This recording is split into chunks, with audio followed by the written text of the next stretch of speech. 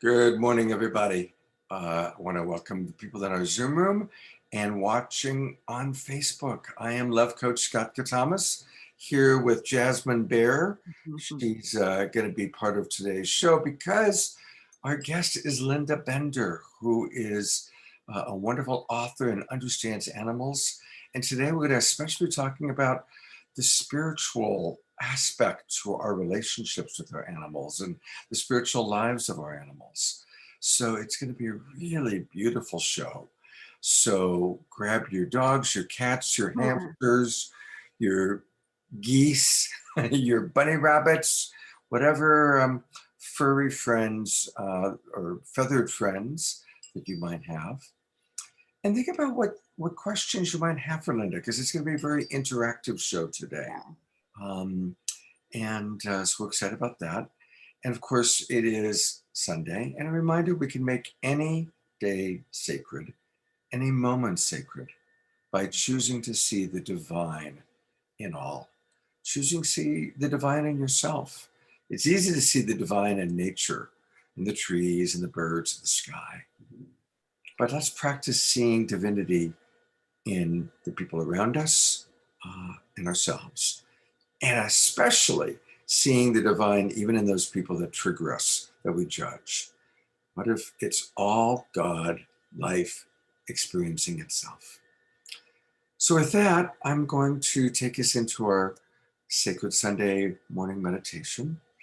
And a reminder that you can play along at your own pace, but I invite everybody, take a break from your devices for a moment. And let's close our eyes. Let's just start with breath. Breathing at your own pace. And as we breathe, we drop into our body temple. We shut out distractions of the external world. Just let my voice gently guide you as you tune in and connect to your beautiful, sacred body temple. And a wonderful way to connect is to start with gratitude. And let's just start by being grateful for our bodies. That our bodies are functioning so beautifully. Even though we might have some aches and some pains and some little challenges, you can hear my voice. You can enjoy the senses. Our bodies are amazing, and we give thanks for our body. And as you give thanks and you tune into your body, remember that the body is constantly informing us. Even discomfort is the body letting us know that maybe a particular part of our body needs some love, needs some attention. So, what parts of your body would love some extra love and attention right now?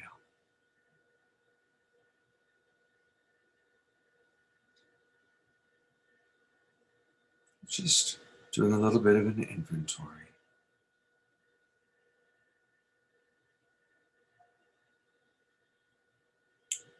And now I want to invite us to adjust our consciousness or awareness to those animals that are precious in our life. They may be animals that are still in their body, or maybe beloved animals, pets, family members, furry and feather, that we've had in the past, who we shared love with, we shared time with, we shared divine sacred connection with. So I'm going to invite us to have a minute or two of silence for us all to drop into gratitude for our beloved animal teachers, animal guides, animal beloveds, past and present.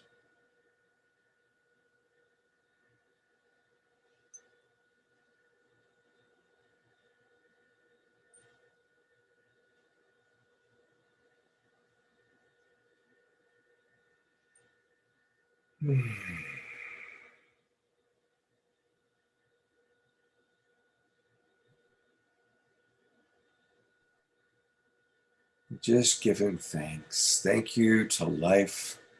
Thank you to those amazing beings that have taught us lessons of love, Mm.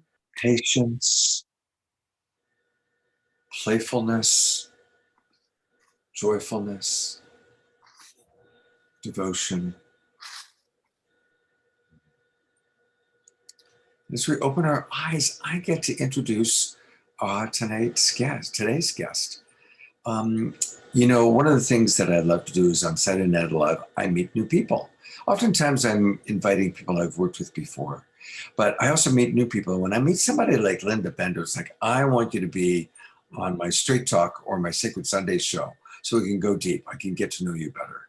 So, this is Linda Bender. She is, many of you saw her when you saw our animals show a couple months ago. She's a best selling author and clearly has dedicated her life to helping us connect and understand our relationships to our animals. She's pure love herself. Clearly, she has embodied much of what she's probably learned from her animal friends over the years. So, welcome, Linda. It's great to have you with us.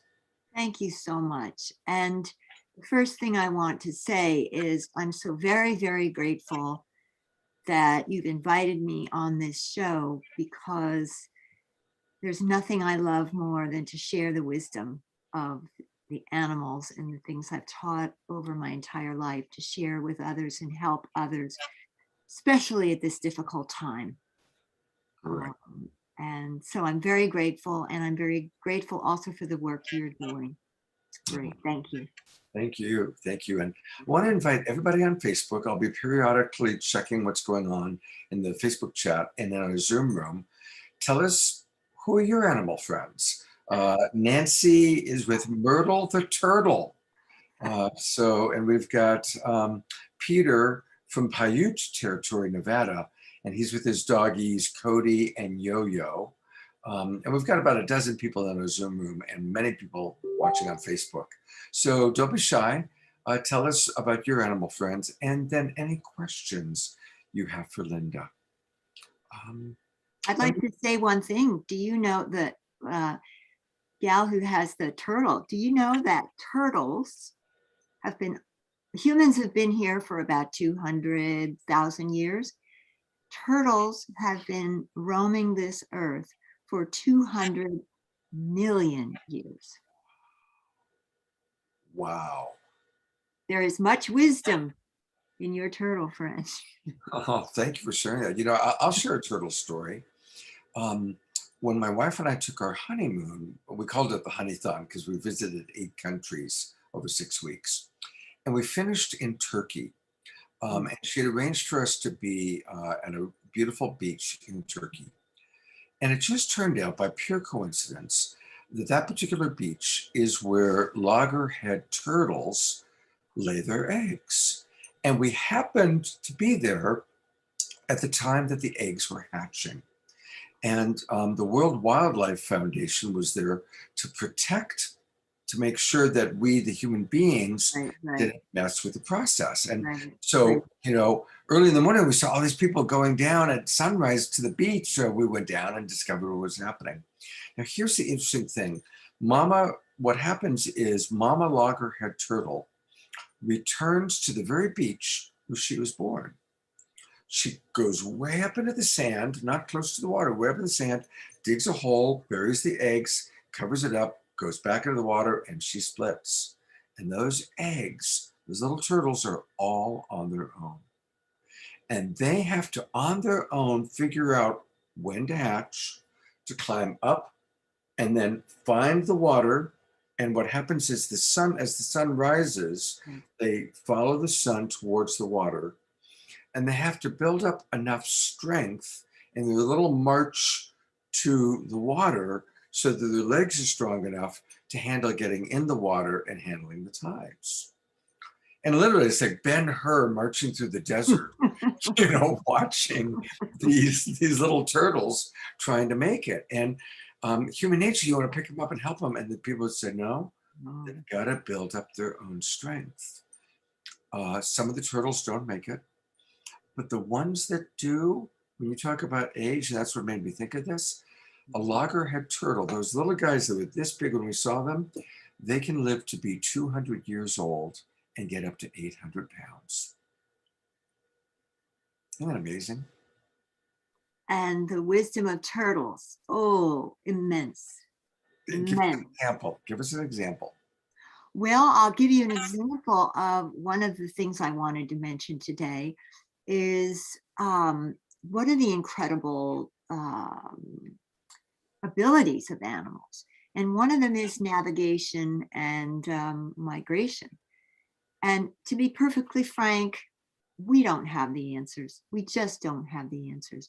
And this is a true story of one of these huge turtles that you're speaking of, way, way, way on the other side of the world. And these sailors were going home to England on a boat, and they found one of these turtles and they caught it and put it on board. I guess they were going to make turtle soup. Who knows? But at any rate, about 2/3 of the way, almost to the UK, the turtle was looking ill and something was wrong. And they said, ah, do we really want this? No. And they pushed it overboard. Well, that particular way, almost to the UK, the turtle was looking ill. And are we okay with sound? Yes, we are. Yeah, okay. So that they dumped the turtle overboard. That particular turtle happened to be marked and found its way more than halfway around the world back to its home. Wow. Yeah, their intelligence is astonishing, and that is a great demonstration of these abilities that animals have that we simply cannot explain. We have lots of theories, but we simply can't explain it all. There are lots of theories, and there's a few that I believe in, and we can get into some of that. So how do animals do this? You know, that's a big, big question. So we've got a couple questions already from our audience. So I'm gonna ask Okay. Joyce's question and Cool. Annette's question. But I just want to say, yeah, I had a similar experience, not as dramatic as what you described with the turtle, but I had a black Siamese cat many years ago, and we moved and we got to the new place, and the cat ran away, and she made her way 5 miles to our previous home, 5 miles, and crossed a highway. Oh my. Highway. I mean, because the only possible way she could get from where we were to the old house would be to go across the highway, not a freeway, but a highway. I mean, it's unbelievable. And there she was 2 days later, took her about 2 days back at the old house. And her neighbor said, your cat, Midnight's here. Midnight was the name of the cat, Black Siamese. All right, so we're gonna, I want to just acknowledge some of the people that are here with their animals, and then I've got some questions for you. Cheryl from Laguna Beach is here with her parrots, Bernie and Kaika.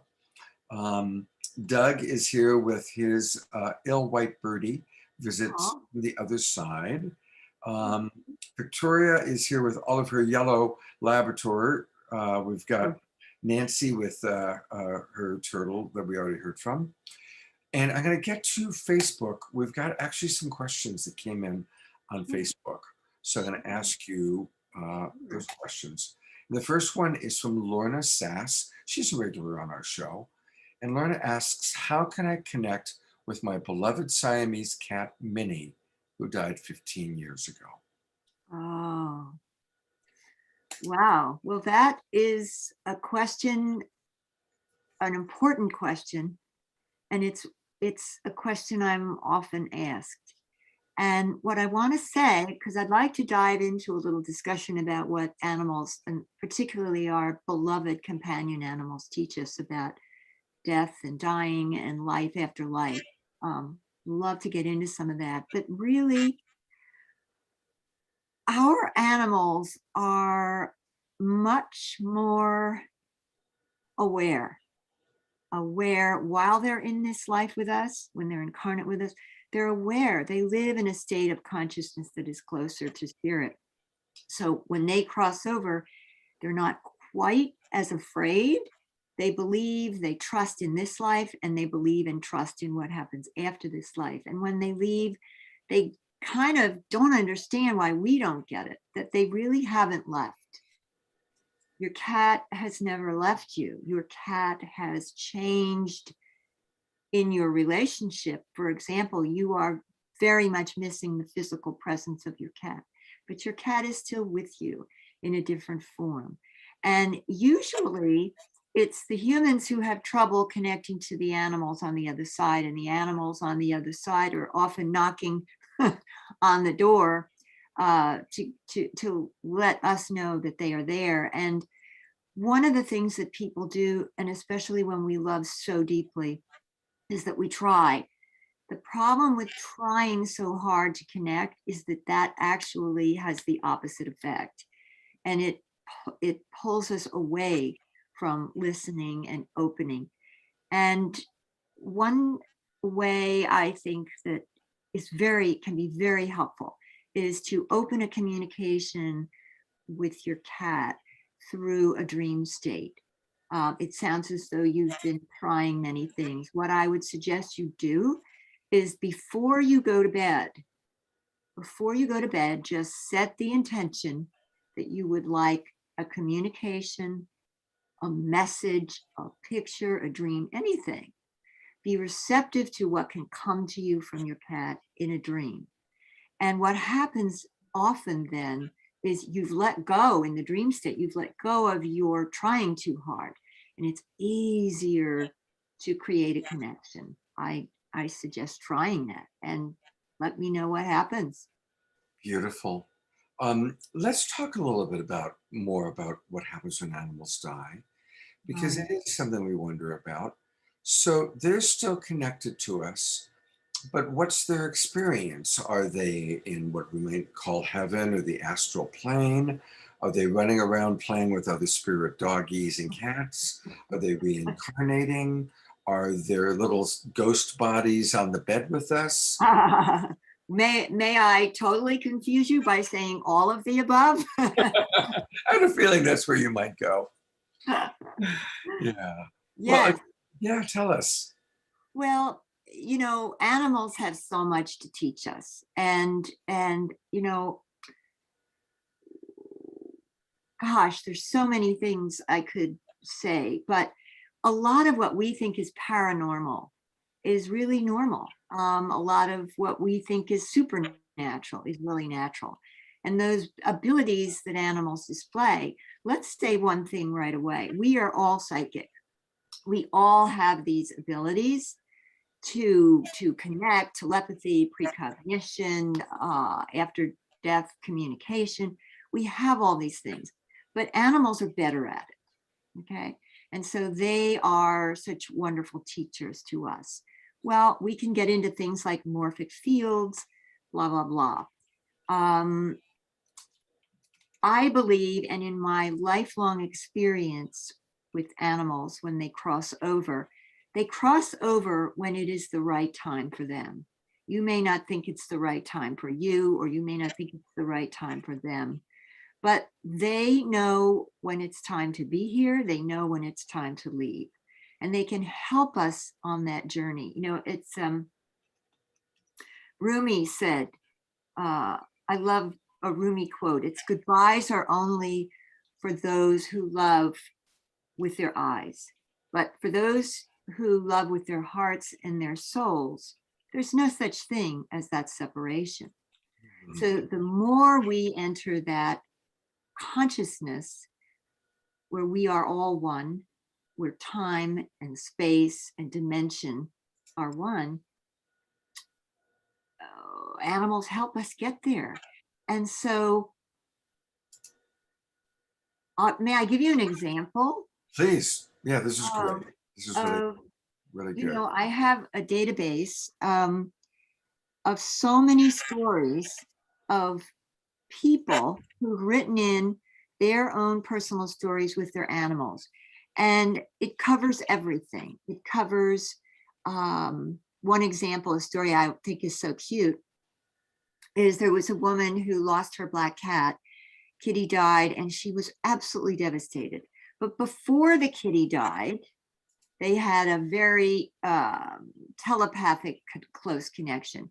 And this lady had a girlfriend who would come over, a neighbor girlfriend who would come over from time to time. And she always debunked the stories that her friend told her. Oh, come on, there's no such thing about this. No, telepathy doesn't exist. None of that. You know, when we die, it's over, whatever. Well, after the cat died, the lady who owned the kitty saw her a few times. Like she just appeared in the kitchen where Wow. she spent most of her time. But what is so hilarious about this story, and why I'm sure that the cosmic choreography has a wonderful sense of humor, is the morning that this friend came over to visit her girlfriend, she suddenly went, whoa, and tripped in the kitchen hall. And she said, the other friend said, well, my God, what happened? What happened? And her eyes were wide like saucers. And she said, oh my God, I just tripped over your cat. Wow. So I believe, as you're saying, animals come to us as they're needed.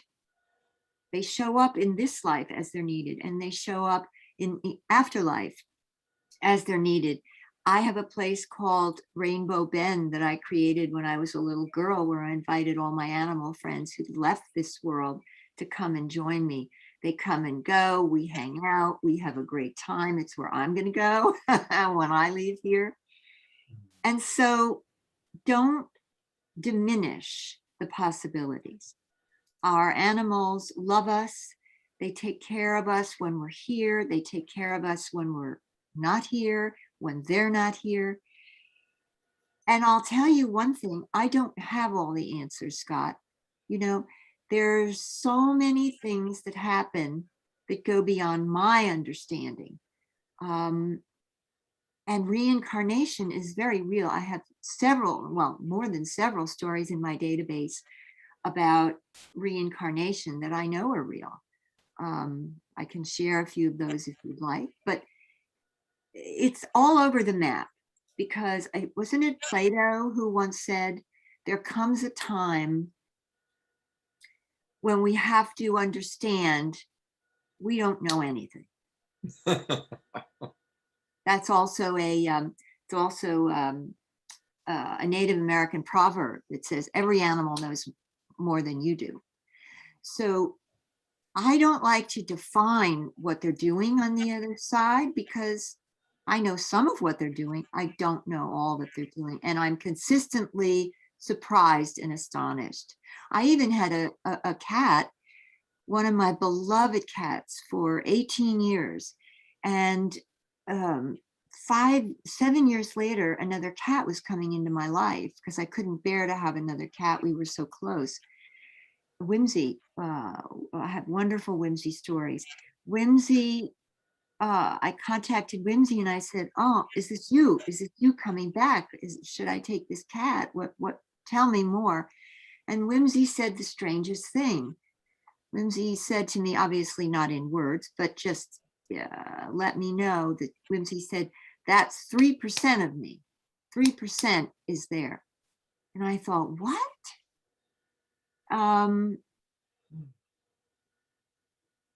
So much is going on that we don't know and understand. Very, very, very interesting. But that's exciting to me. That's exciting to me because I am a creative, but I'm also a scientist.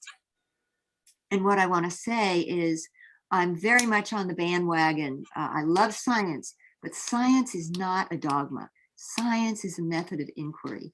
And skeptics are good. It's good to be a skeptic, but open-minded.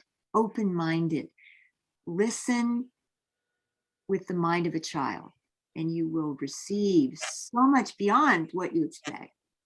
Beautifully. There's an interesting thing about the word skeptical. Skeptical is a good thing to be, because Yes. skeptical comes from the Greek word skeptos. Yes. Back in ancient Greece, when it was all the great philosophers, you mentioned Plato already, there was the Skeptos Society. And the purpose of the Skeptos Society was to examine every issue that came up in Greek culture from every possible point of view. The Mm, exact opposite of being dogmatic, what you yes, said, being curious and yeah, exploring. And so being skeptical is good, cynical is not. Cynical is, a negative bias, but skeptical is a healthy thing. that's right. That's right. Yes. Thank you for saying that. On death and what happens when we die, because we've done many shows on death and dying. I've done documentaries on near death experiences. And of course, on one level, it's a great mystery, and none of us know for sure. But one of the most meaningful understandings that I've received came from Jane Roberts, who channeled Seth. And she was a very popular Right. channel back in the 70s, I'm guessing. And in The Nature of Personal Reality, which is a powerful and profound book, Seth helps us to understand by saying, look, think about how many different human existences there are. It's like Mm, 8 billion human beings, yes. and each life is radically different, right? And so you could not say, oh, well, to be a human being is what Linda Bender did or what Scott did. We're all so radically different. Yes. And likewise, the options and considerations and possibilities are even greater when we die. So many diverse possibilities of what we might experience. And that really helped me give me a framework because we want to believe that, okay, well, this is what's going to happen. And we want to have a structured understanding. And like you said, it's all true, it's all possible. Yeah. It's all possible. Our friend, my dear friend, Michael Tamara was on your show, and he has had what, 5 or so near death experiences. And he always says, I've never gone through the tunnel and seen the white light ever. It all depends. It's all a very personal, individual thing, depending on your life experience, your consciousness, you know, basically Belief systems. what you bring to it Yeah. is what meets you and greets you, which I think is brilliant because St. Francis of Assisi spoke of these things years ago. Um, and he had his awakening experience uh, um, and said many of the things that you just said. And he said, we are all connected. He was one of the first people that said we're all connected, and particularly with the animals. And they say he was on such an energetic level that he could communicate with the animals and speak to the animals. But I believe it was the other way around. I believe that Francis spent so much time in nature that the animals actually taught him, which is what happened to me and many others. And a lot of the animals that I have connected with are not necessarily alive. They're on what we might call the other side. And sometimes I'm not even sure. There was an elephant that I adored on one of my trips to Africa, and that elephant crossed over, and we had been communicating over the years. And not too long ago, I I was doing some work with elephants and was checking in, and I still wasn't sure. I said, "Are you here or are you elsewhere? Where are you?" And so the veil gets so much thinner, and the distinction between here, there, and everywhere becomes less. Is that making sense? Yes. So maybe it's all a spectrum. Um, and depending on where we are in that understanding and in that consciousness and in that energetic vibration is what we experience. And that may be true. When we talk about the present moment. And that's what we love about animals. Animals bring us in the present moment, taking us away from the monkey mind of the past and the future where we all tend to be mired. Um, what is the present really? What Mm. animals have told me is that, talk about a spectrum, maybe the present moment is a larger field than we think it is. Mm. Absolutely. and And overlaps with many, many other things that are going on, both in this world and the other. There's so many variables, and I've experienced so much that I'm too humble to say I know for sure thank you. where one thing starts and another thing uh, begins. I learned that as a little girl out in the back garden with birds. When I was a skinny little kid, couldn't make it in the human world. I was just a mess. Oh, I had a mother who had emotional issues and really couldn't love me the way I think she probably did love me, but right. I That you my love came from the critters outside, and I think they knew it. They mm, knew it. They almost adopted me. I was imprinted by those birds. And I was a little kid. I had no concept of anything. I thought it was normal that this bird and I would connect at a heart level. And the I was so open and I was received in their world. And I would lose the boundaries of where I ended and nature began and the tree and where that bird began and ended. And it was all one beautiful, words are so difficult to describe that oneness, but it truly was the oneness of love and the sacred connection between all life. And I was invited into that world. Uh, that was my life growing up. wow, what a beautiful, beautiful way to start. And taking a very sad and challenging, perhaps even tragic childhood, and then finding, making lemonade out of those lemons. It's beautiful. Oh, well, I'll tell you a story early on that changed. Well, it brought an understanding to me who I was. And my father was my big champion when I was a little girl because every little critter managed to find its way to my door. I was fixing birds, doing this, shoe boxes full of this critter, that critter. They were all surrounded with me, and I was in bliss every time I was with the animals. So my dad was a champion. And one day he came home and he said, I'm so excited. I'm going to take you to the zoo. I am going to take you to see animals. We're going to go see wild animals. And I have no recall of what this place was. It's long gone, thank God. But I got all ready and I remember walking with my father. My father was very tall, wonderful man, and he was holding my hand and he said, come on.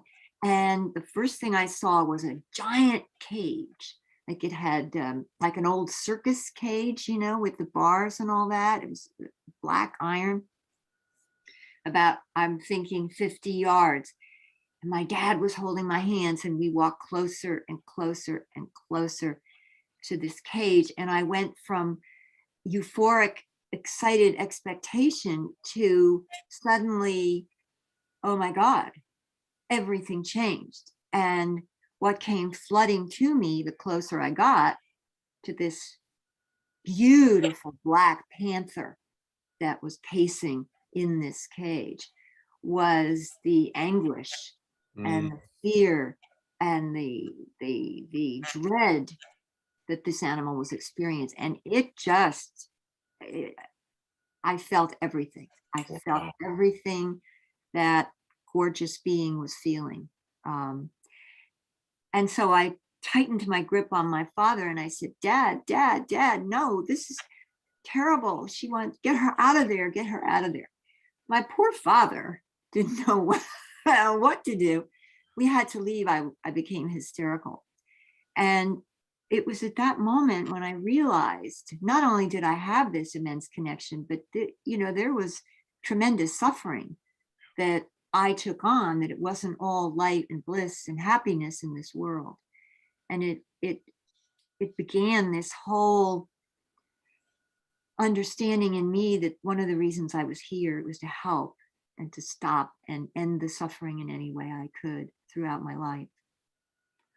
But Yeah. that empathic connection is hard for people, and there are many of us like that environmental conservation, animal helpers, advocates, and it's tough. It can be tough.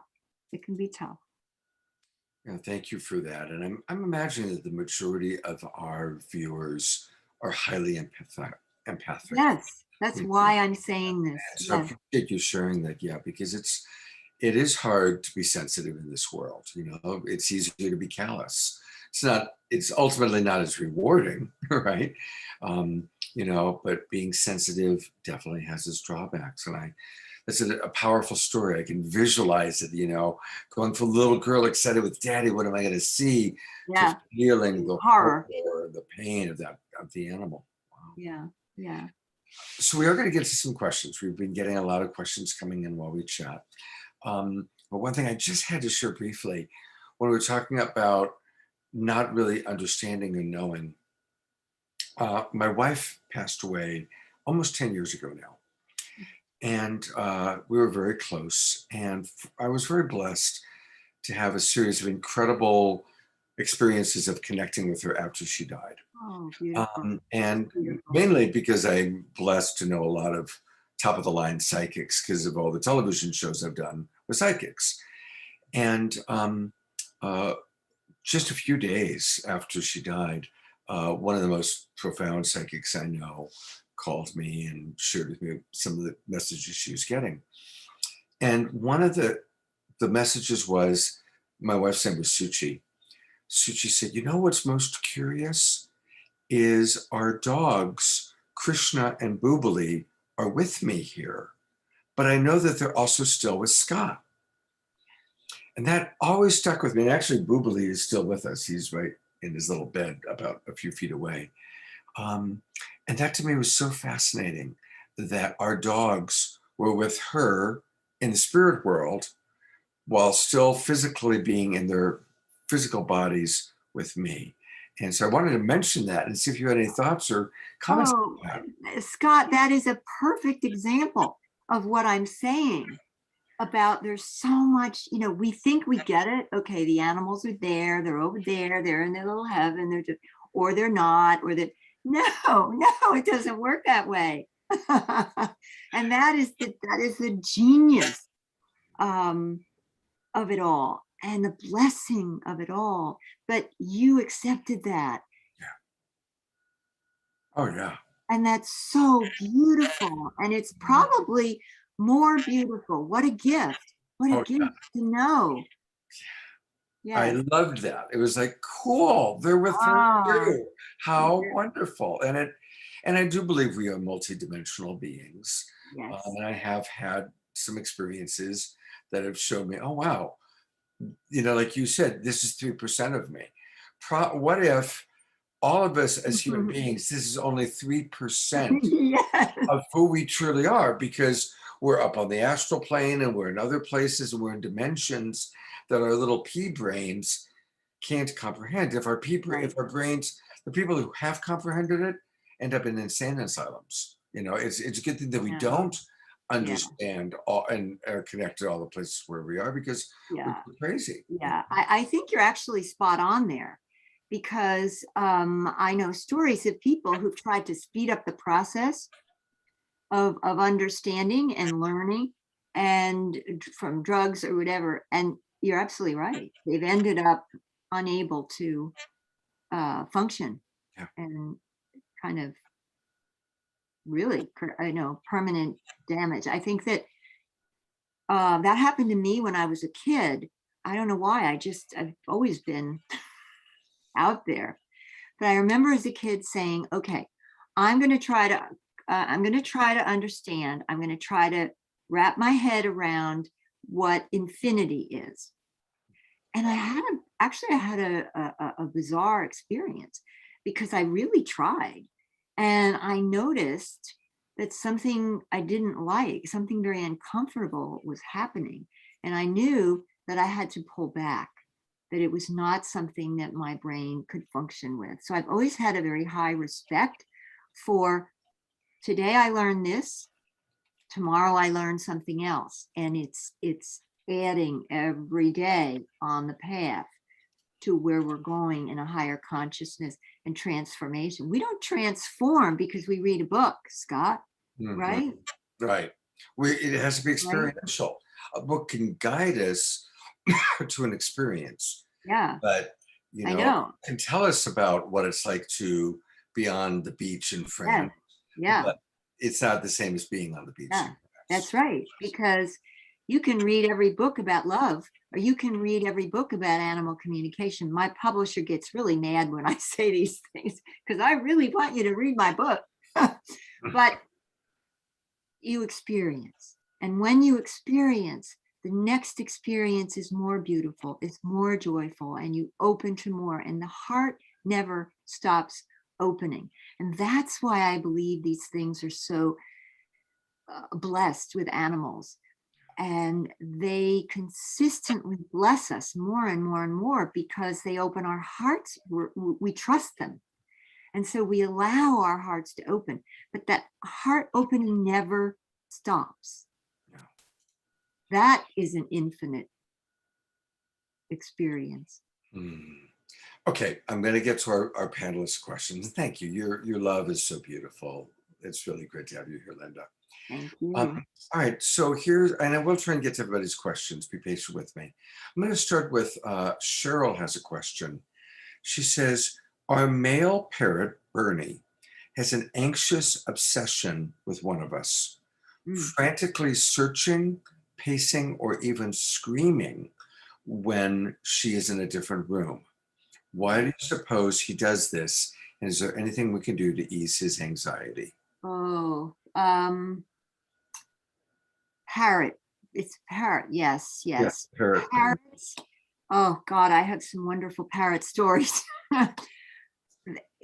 Parrot birds are fascinating because think about it. We've had relationships with our dogs and cats. They've been with us, in this human situation for a long time. Birds really not.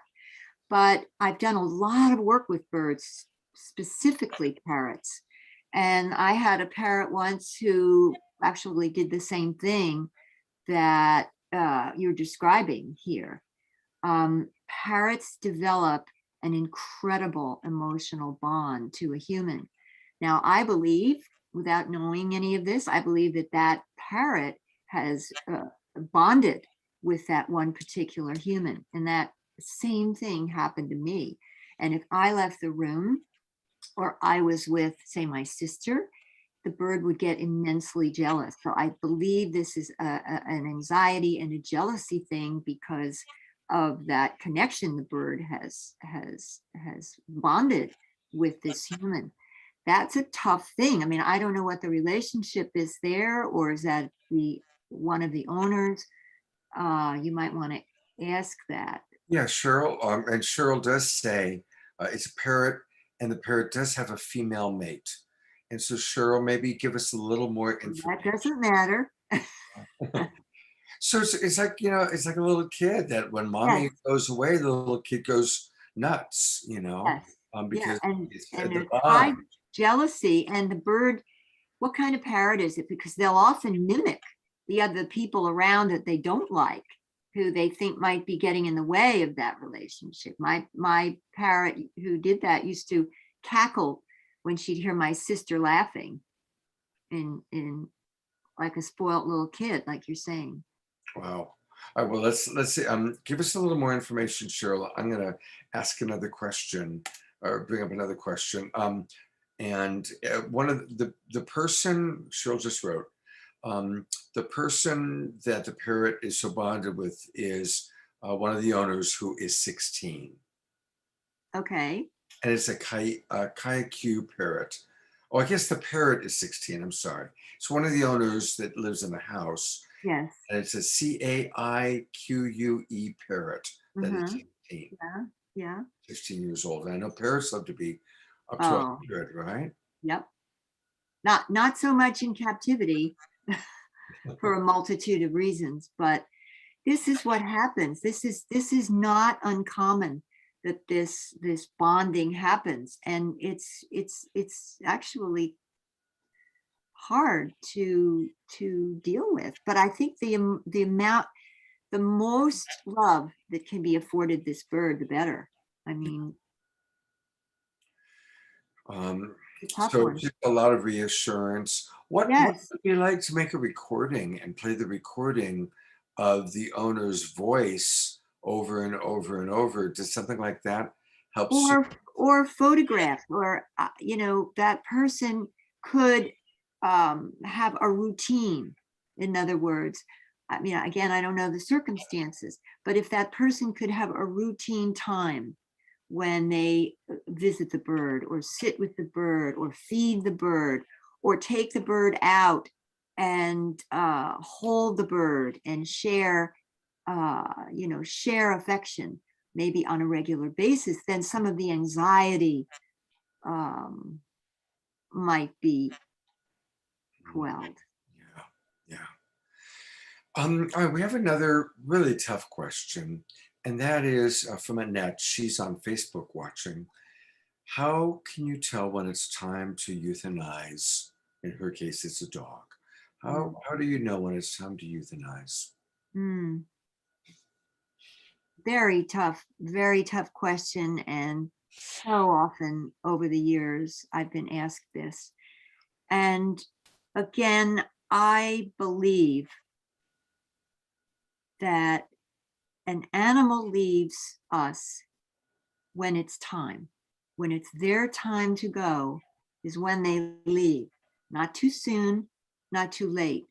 But what happens in these situations is if we are expressing tremendous grief, upset, terrible emotional loss at the thought of this dog passing, they will tend to hang on. Mm. So one thing and it's so difficult, and I've been through this myself. Trust me, I speak from personal experience on this. When are we able to say, let's step back? This is, not about me right now. How can I best serve my companion friend? So pull back my reactions of grief at them leaving, look to them, and telepathically, through the heart, through communicating, ask them when it's their time. And usually animals will let us know. They'll stop eating, or they know what they're doing, but they're so tuned into us that we need to step back and say what's best for the dog. Now, if there's immense suffering and agony going on, it's maybe easier to make those decisions, but when the dog is just slowly fading, that's tough. But listen, listen, listen to the dog. Yeah, I think it's hard too because the physical body is built to survive. And I've had 5 dogs, and I've been lucky in that none of them ever got hit by a car. They all died of old age. One had a brain tumor, and so I had to put him down earlier at age 10, but he still was 10 years old, Shepherd Right, Collie Wolf mix. right. But my last dog, who passed, was almost 18, and he we were super close. And I can say for all my dogs, I've been close to all of them. Yeah. He and I were the closest. I No. mean, just an incredible bond. And Mm. he went down from 22 pounds to 10 pounds. He could barely eat. I Yes. had to, do most everything for him. And I really did everything. It was like, hey, it's okay, you can go, you can go. And I was almost really honestly wanting him to pass. Oh, you know I mean, I do believe in life after death, and we'll be sure. other kind of Right. Don't suffer on my account. Right. yeah. And the little guy just hung I in there, and see that. when I tuned in, it was just like there was the love. He wasn't that uncomfortable, but also the body is built to survive. The Right. body has its own intelligence to just survive no matter what. Right. So it's a tricky one, taking into account all of those considerations. And if there's a very close bond, that animal knows what's going on and knows this person's ability to do well or not do well. Quick story of my beloved Whimsy cat. We were just beyond close. I couldn't even comprehend what it would be like when Whimsy left me, but he slowly faded from chronic kidney failure. And I remember that days went by. I was giving him sub-Q fluids. I was doing everything. I couldn't even think of him leaving. No, this is just an episode. He'll get better. He'll get better. It hit me that finally he wasn't going to get better. Mm. And at the very end of his life, he sat with me and I held him on my lap.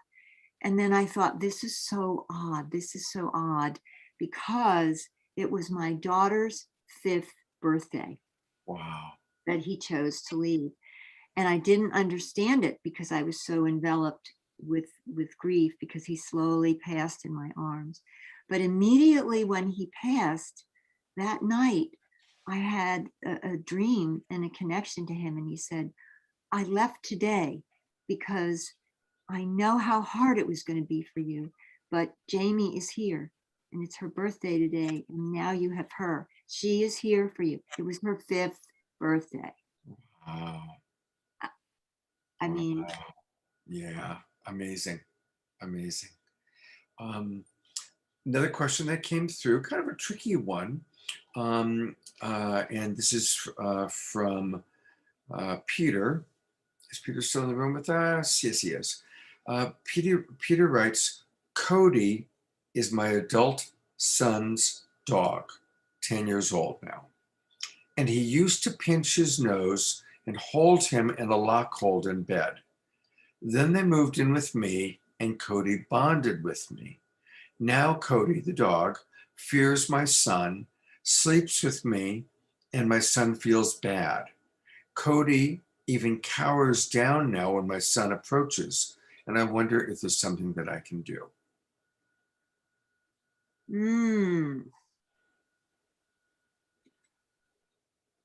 Number one, would work. I mean, I don't know what's going on with the son, but I think that he needs to learn valuable lessons from that, which I'm sure he has. But slowly regaining trust, because trust was lost, trust was broken. So no longer is that relationship a safe place for that dog. Mm-hmm. So very slowly, his son will have to come up with ways to regain that trust. Perhaps, well, hopefully very slowly. Sitting together, offering food, offering treats, sitting in nature together, gentle touching, possibly even sitting in meditation together. Anything that can be calming and opening of the heart. The dog's heart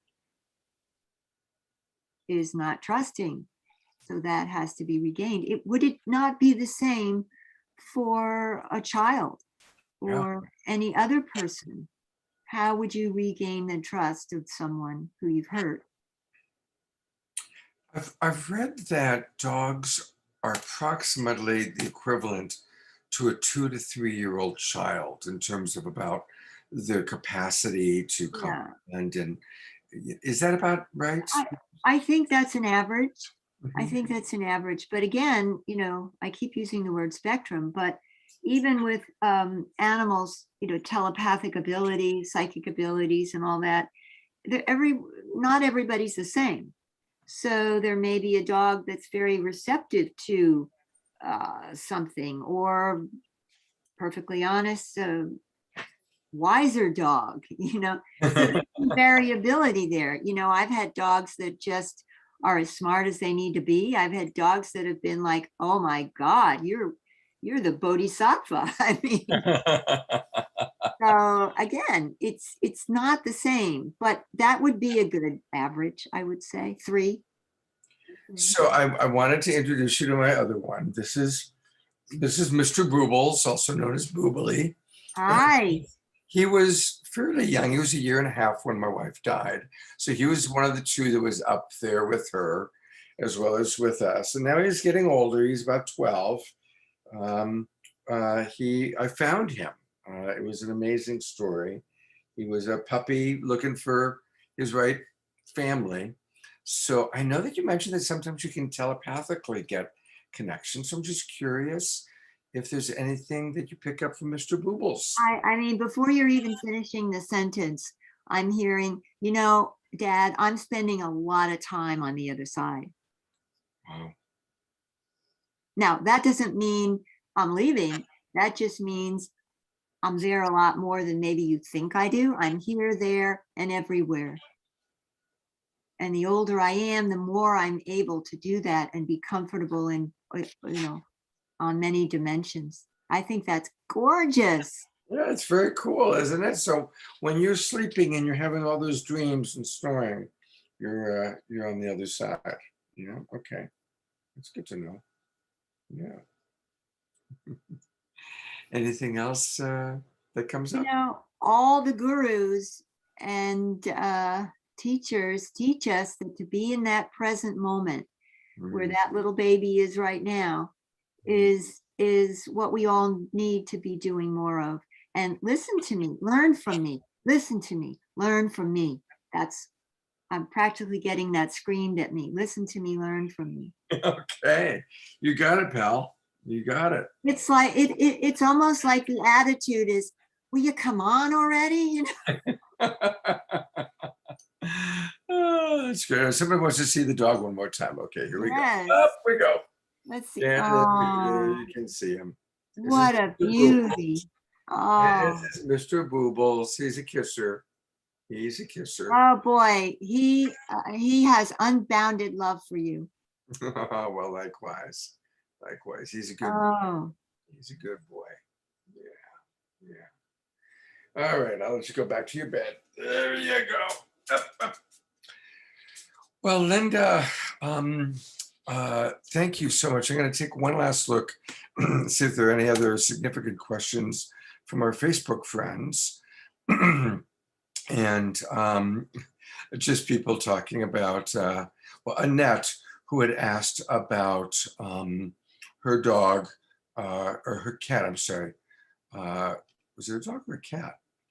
She was asking about, she's written so many messages here. I'm trying to how to connect with her cat, the cross. She was the one asking about animal ghosts. She asked, yeah. So tell us a little bit about animal ghosts. Well, animals are interesting because I do believe that they're around on that one story from my database where they'll actually show up as they were in life, as you remember them, but they're not, they're not incarnate, but they'll show up. And if you want to call that a ghost or whatever. But I also know that animals who are incarnate now pick up and see ghosts far more than we do. Mm-hmm. I had a dog who was able to do that, pick up spirits, the feeling, and even the jump out of the way. And so I do believe they'll show up if that's what's being called to do. Okay, so yes, absolutely. I believe they see ghosts. I believe they become ghosts. Mm-hmm. But such a strange word. I prefer to think of it as just, the energy of spirit showing up, because and specifically animals would never want to frighten a human. Mm-hmm. Yeah, and we have so many connotations with ghosts, many of which are negative. Yeah, exactly. Yeah. Exactly. So it is important to talk to spirit. Well, all right, tell us how people can get more Linda Bender. What's the best way for people to reach you? Well, you can go to my website, lindabender.org, and there's all kinds of stuff on there. And I like to invite everybody to my Facebook, which is Dr. Linda Bender. Hold on, I've pulled up your website. So there it is. Love those pictures. Look at that beautiful dog. Wow. That's my Pepper, Oh my God, Pepper's gorgeous. And there you are talking with our friend Deepak. my buddy Deepak. Yeah, we've had Deepak on the show several times. Yeah, it's a Um, good man. yeah, I yeah. want you to know, I told him he had to raise the bar about his understanding of animals. That was 10 years ago. Good for you. Good for you. Oh, And he has. well, so there's a lot going on here. So it's again, it's lindabender.org. And your book is Animal Wisdom, Learning from the Spiritual Lives of Animals. Yes. And I love if you email me and message me on my Facebook and sign up. I Good. have, Yeah, so you can sign up and look at how easy it is. I just did that. So oh, now I just subscribed. And so that's a really good thing to do. Wonderful. And people can get your book by going to just click on book, and there it is. You can get it from Amazon or Barnes and Noble. So there's a lot of ways to continue to learn from Linda. Do you do private coaching sessions for people? I do. I do actually. I do a lot of coaching and helping of advocates, because if you read my book, you know, the stories and the everything that I've gone through. And I teach what I have learned over a lifetime of advocating for animals. And it's a lot of good stuff. And we need everybody now to show up as their best selves, because the animals so desperately, desperately need us. And many of us who are empaths, we've got to learn that that is a blessing, not something that holds us back, that that is our greatest strength. And that is so important for us to learn and to gather our courage to show up and help these critters that need us. And they're so grateful, and they have so much to teach us. And I could go on and on for Well, thank you. Doug just wrote a nice quote comment. Doug writes, I always loved animals since a kid. Some years ago, I learned two concepts about animal communication. The animal communicator taught me emotion and visual images can be ways to communicate with animals. I've experimented with that over the years, and some of the experiences I've had are amazing. great. You know, love and devotion. Just let me say this one thing, Sure. Scott. The stories of dogs finding their way home, all these telepathic connections, you want to call it, a resonant field, morphic fields. We are all connected. And if you really want to tune into this, it's love and devotion, because that is when you have that intention, that's when the animal connects with you. When you have that intention, not when you do something or think something, but when you have the intention of love and to receive communication from an animal, that's what clicks in. Beautiful. That is a wonder. Linda, you have so much wisdom, and it's really delightful. A lot of people saying thank you. Thank you. So we're getting a lot of appreciations. So thank you, everybody, for watching. The majority of people that are going to watch this are going to watch the replay. About 10% of the people are live, and the rest watch it over the next week. Yeah. So for those of you watching live, thank you for joining us. Thank Share you. this with your friends. And for those of you watching the replay, you can still pop some comments into the Facebook chat, and I'll try and get back to you. Or you can reach out to Linda Bender on Facebook, Yes. Dr. Linda Bender on Facebook, Yeah. or lindabender.org is her website. Thank you. Thank you so much, Scott. This has been beautiful. Let's Thank you. do it again sometime, and we'll definitely Do it again. I got 20,000 more stories. I bet we're going to do another animals show too, so Okay. we'll have you back for that. Thank you, everybody. God's blessings. We'll see you all soon. Have a wonderful sacred. Bye-bye. Bye-bye.